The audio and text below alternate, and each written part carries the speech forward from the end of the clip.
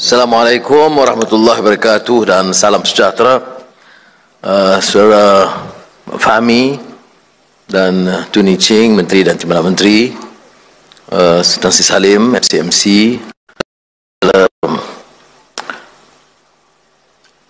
Simon daripada Huawei dan saudara Julian, Government dari GSMA dan rakan-rakan saya muliakan.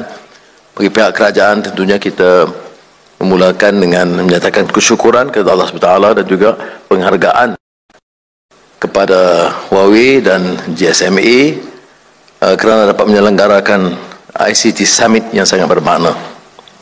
Excellencies, ladies and gentlemen,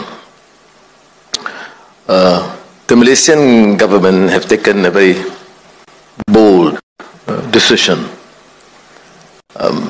to ensure that we get and benefit from the phenomenal change, advancement and development in the IT industry, and therefore we made this decision, a departure from a decision to ensure that we benefit from whatever technology that has been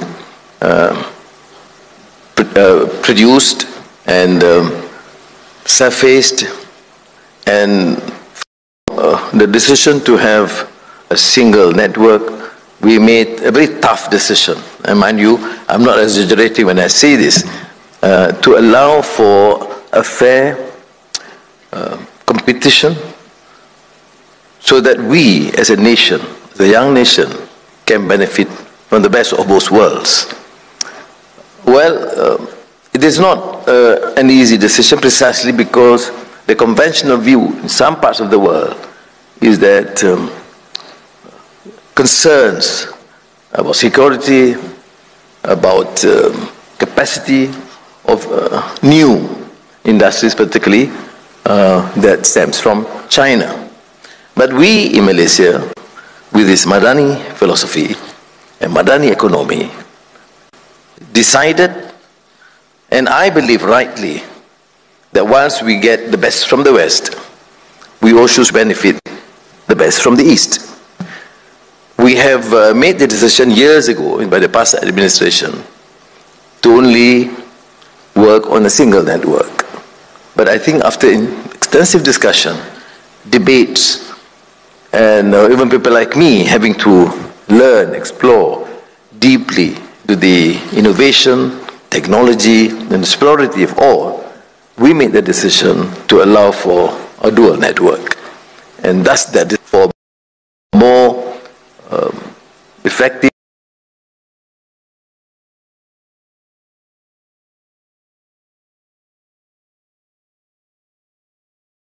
and I think we will be proven right, because as a young nation, whilst we have benefited immensely from the contribution from the West, from the United States and Europe, in the initial part of our development and the industrial strength in Penang and Lembah Kelang, we also realize that the geopolitics and economic changes have impacted upon our country, and we have seen the growing rise of China and to an extent India. And we should, as a nation that is fiercely independent, be bold enough to make decisions right, what is best. I was in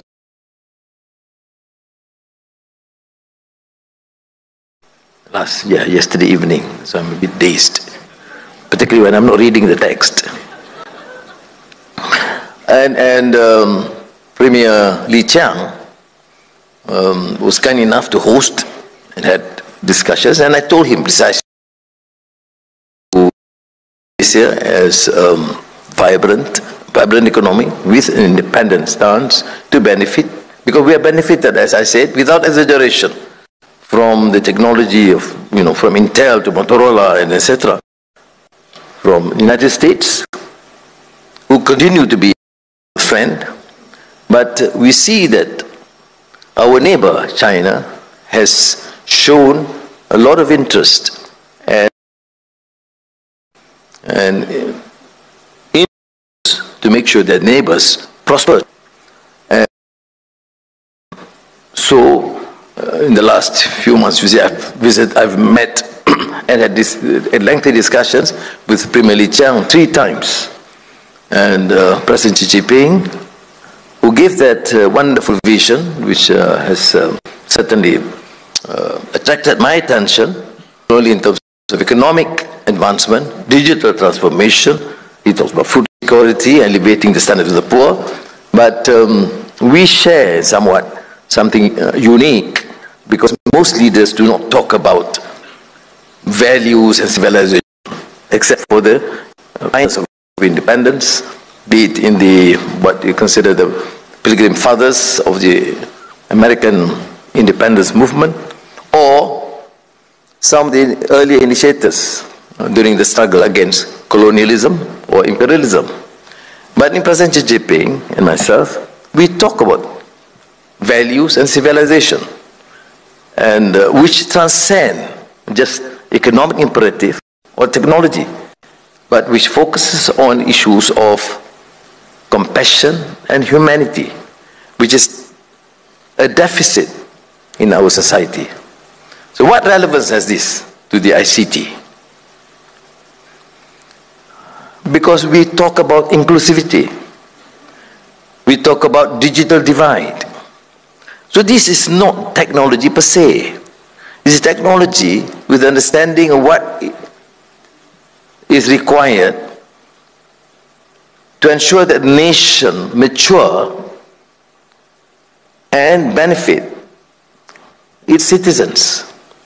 We are not in favor of a digital transformation that would continue this divide or gross inequality between the very rich and the poor, or development in the urban and the rural hinterland. So we talk about digital divide and inclusivity. That's why when I met the Huawei leaders in Nanning, that's when I was persuaded to have this meeting anyway. They told me a few things. For example, technology, yes. Training is very critical. You see, Malaysians have the capacity, enormous capacity, and this is not new. From the 1990s, in my meeting with Bill Gates or Dell, have always said that it's spectacular, the resolve of young Malaysians, which does not include me, to study, to have that discipline that's required, and surface and become successful, competent professionals. That's why Intel, for example, decided to have its center, research center and training in Penang. Now, what we lack, therefore, is that small niche, that level of expertise that's required. And only through our collaboration with industries in the West and here, like what we have with Huawei, with the commitment to give that a niche gap that could allow us, the younger, to excel and have the that's required. Therefore, I must express my appreciation for undertaking this task. And when a Prime Minister gives that appreciation, which means Huawei is expected to do a bit more.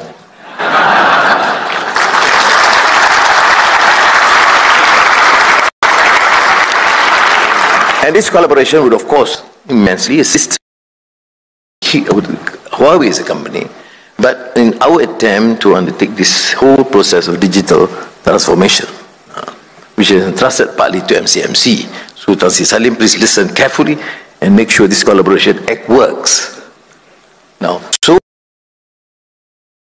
inclusivity, because a society cannot sustain itself. When we talk about sustainability, it's very important. When you refer to the issue of SDG, not only inclusivity, issue of inequality and SDG specifically, because to me, in the Madani philosophy, it cannot be sustainable if we look purely in terms of technological change or transformation without care, concern, and compassion to ensure that every single citizen in this country is given that opportunity. That's why our 5G network made it abundantly clear. It's just not a matter of technology, but it's a matter of ensuring that every single citizen, from the urban squatters or urban poor to the remotest area in Sabah or Sarawak, must be given that opportunity and access and connectivity. Otherwise, to my mind, it is not sustainable. Sustainability is not to benefit few or ruling clique. Sustainability is every single citizen will benefit. That is why we do not represent a view using this race card in this country. The country and the Constitution made abundantly clear that the Malays, the Bumiputras, will be protected. But it is also made clear that in order to succeed and for a country to mature, we must not use a race card, as one must make sure that every single Malay or Chinese or Indian or Sabahan or Sarawakian be given their due right to stay, live.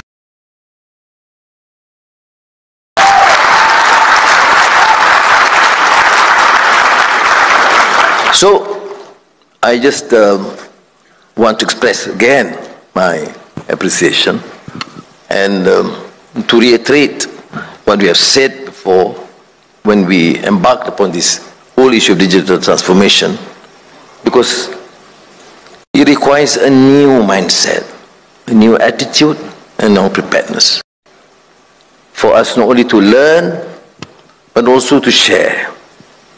And the pace must change. Digital transformation and not ease of doing business.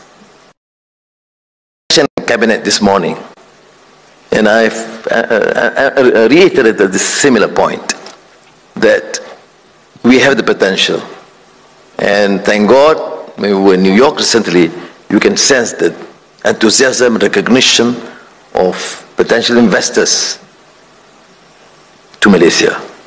But we will have to respond accordingly, not only through digital transformation, but to make sure that there is ease of doing business, there's clarity in policy. That is why we have pronounced the Madani economy, the energy transition plan, the industrial master plan, and even our midterm review of the 12th Malaysia plan was actually a departure from a notion, the traditional notion of thinking about 5-year plan, to something that's adjusted according to the needs of the times, including the issue of digital transformation. Now, next month, I will have to present to Parliament the second Madani economy. And I believe the issues I have raised here and the issues that you have raised in your deliberations, if well summarized, can be presented to Fahmi, who shouldn't just sit and enjoy my speech, but to take notes and present to me so that we can improve the Madani budget. And so, thank you again for this opportunity, and I've decided not to read the text, which is going to be extremely boring to you. And mind you, most of you have better understanding and competence, so let me give the macro outlook and introduce or remind you about the new approach by this administration. So, terima kasih sekali lagi kepada semua. Wassalamualaikum warahmatullahi wabarakatuh.